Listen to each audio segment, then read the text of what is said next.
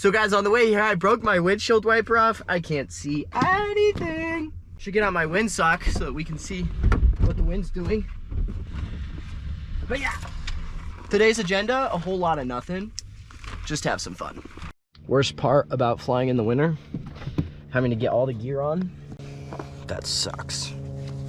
I am flying in a lot of stuff because I get cold. What do you want from me?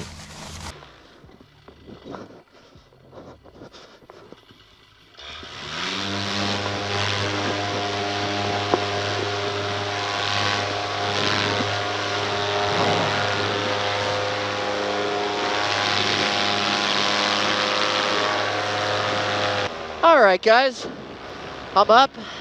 It's cold, and one important thing when it's cold is that you fasten your snow pants to your boots, because it keeps wind from going inside your pants, getting you, well, cold. And I didn't do that. So I may or may not be just a little cold. Ew!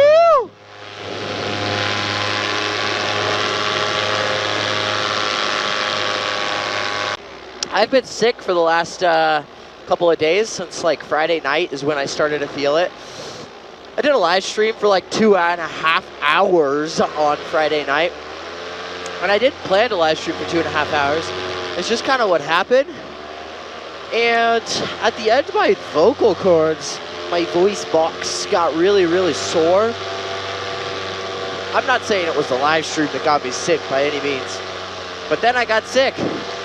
And I was pretty sick with a possible fever for Saturday, Sunday, Monday, Tuesday, and Wednesday?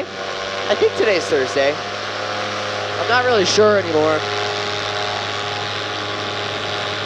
But I went flying, I think, 2 days ago.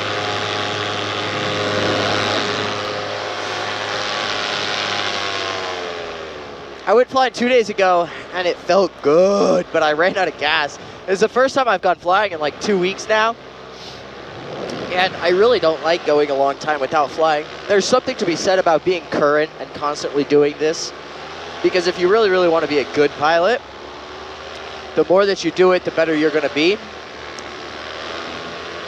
And I'm a firm believer that you need to stay current if you're gonna fly near the edge, you could say. If you're just a casual flyer, that's a different story. But, you know, I do foot drags and wingtip drags and loops and dupes and all the things. And I don't want to be doing those things if I'm not up to speed, you could say. I don't like to. I like to take it easy. You know, it's all about managing and minimizing risk.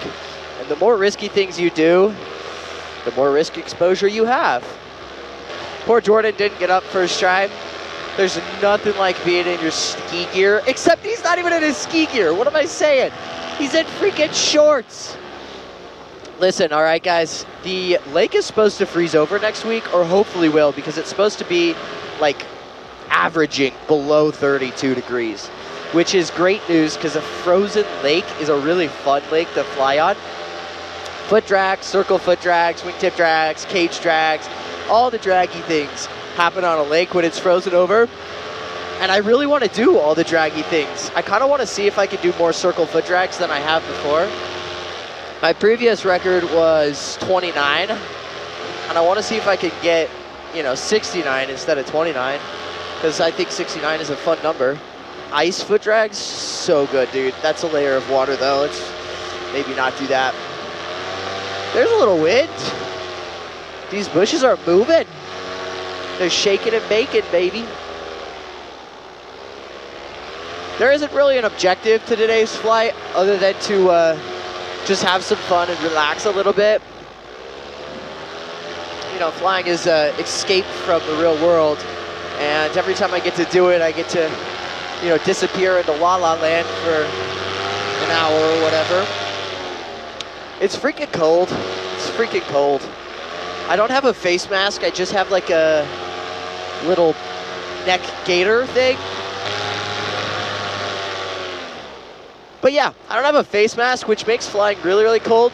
The biggest pain in the butt when you fly without a face mask is that boogers start to become balloons.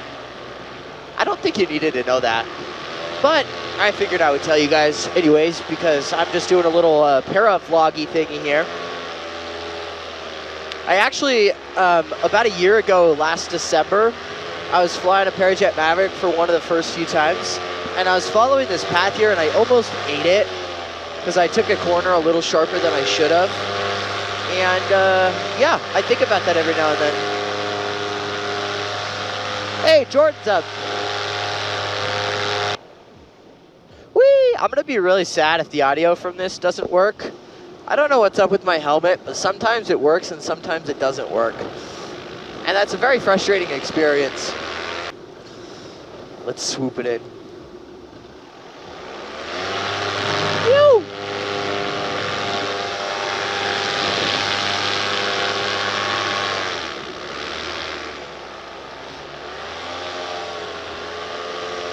A face mask definitely would be nice. It does restrict my talking ability to the camera, although I don't vlog very often, or para-vlog, you could say. And a lot of you probably wonder why I kind of stopped making videos like I used to. And it's because my GoPro and helmet setup is like hit or miss on whether audio will work. So like this whole flight could be recorded, it could not be recorded. And if it's not recorded, it just kind of ruins the experience for me, because I get like super frustrated and upset that all this energy that I just spent into talking and, you know, making it exciting and entertaining for you guys is wasted. And so I've started to just kind of fly for myself and just kind of fly to have fun. And that's kind of why there hasn't been any like para-vlogging going on. Plus, not everybody's cup of tea is para-vlogging. I'm freaking hauling booty, baby. I want to go up into the Mount Yon. In the wintertime in Utah, we have like an inversion. If you look off into the distance, you might be able to see like a layer of just smog. Normally, if you get above that, it becomes warmer. So like I was saying about the smog, I try not to talk when I'm at full throttle for you guys. You can see the layer out there. That's all the cold air being trapped in and the hot air being stuck above. Stuck above, hot air's above, cold air's below. So normally if you like pop above the inversion, it's warmer. So that's what I'm kind of trying to do. Man, I haven't flown these mountains / hills in forever. Well guys, this just got a little bit cooler for me. As I'm cruising up this mountain to go do some foot drags on some trails, I see on the other side, on the west side, that the clouds are like just kissing the floor. I gotta go play with that. I mean, just look at that. Oh, yummy, yummy, yummy. It's getting a little bit bumpy. This is where I wanted to go fly camping this summer, or last summer, so bad. I just never did make it happen. I landed up here probably half a dozen to a dozen times. It's just like a nice little spot. And the nice thing with this little spot is cars can drive up to it, so if something goes wrong, you can be recovered. Look at those clouds kissing the floor over here. The coolest thing is that over there, all those clouds, because those are foothills right there. You could just see the clouds like diving off the foothills. Do we go over there? I have enough gas. How's my hand warmth? Doing some finger pumps. I don't see Jordan, but that's okay. He's a big boy. He can take care of himself. I'm actually going to follow this path here. I will say that I do feel like there's more reflex to this Freeride 2 than there is to the Viper 5. That's the only real Ozone wing that I have a lot of time on. The Viper 5 almost seemed to dance and feel bumps more than this Freeride 2 does. This Freeride 2 just wants to soak it up and act a little bit more like suspension in a car, which is kind of nice. Where does this trail go to? Does this even go down to the bottom? I've never followed it. And if somebody needed to rescue me, they'd have to. Oh, that would get that will get a little spicy.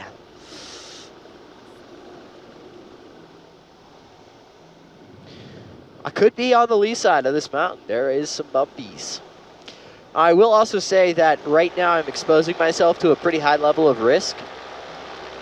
Baseline risk when you're flying in snow and mountains and stuff like this is just higher because if I have a motor out right here, it's a long walk and I'm gonna be cold.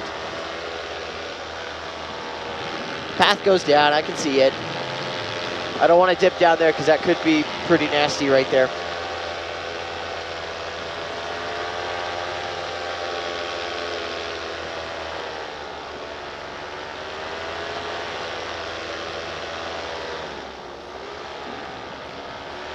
It's so cool to see all the snow covering the weeds and bushes and stuff. It's so cool. Look at the snow. The snow, the clouds, the whole shebang. That's a really low cloud deck.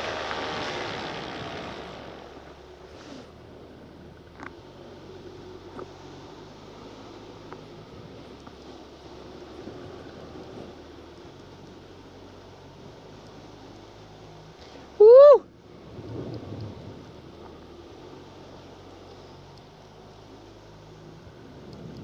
You know, people wonder, is the Freeride 2 a mountain wing? I think I'm answering that question today.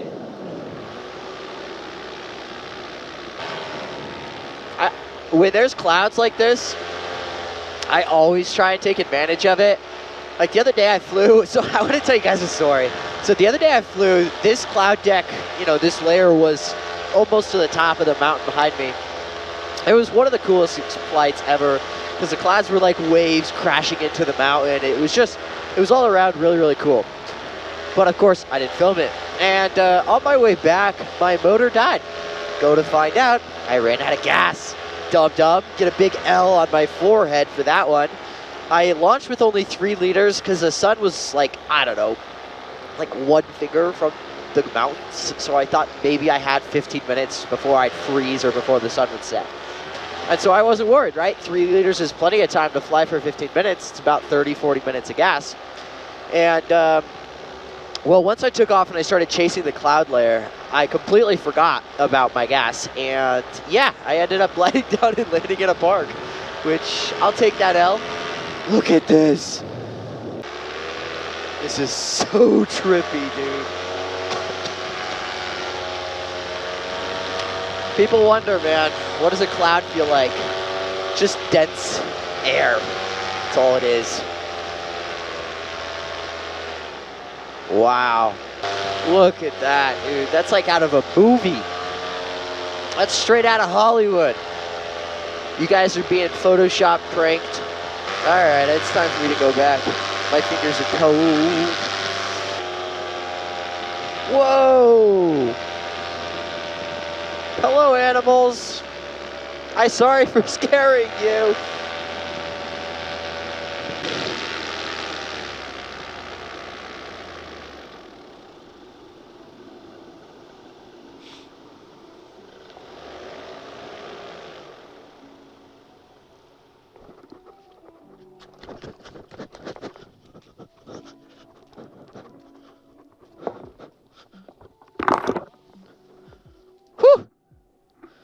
That was a slippery landing. I hate landing on ice and snow because it's really, really, really slippery. But thankfully the rocks aren't. And I managed to put the glider right in between the weeds. Great news, YouTube audience of the world. The GoPro got the audio and it did not die on me. Well, that was a good time. That was a good time. I'm gonna have to text Jordan and see what happened. I take it he got cold, because it is cold out here. I will give him that.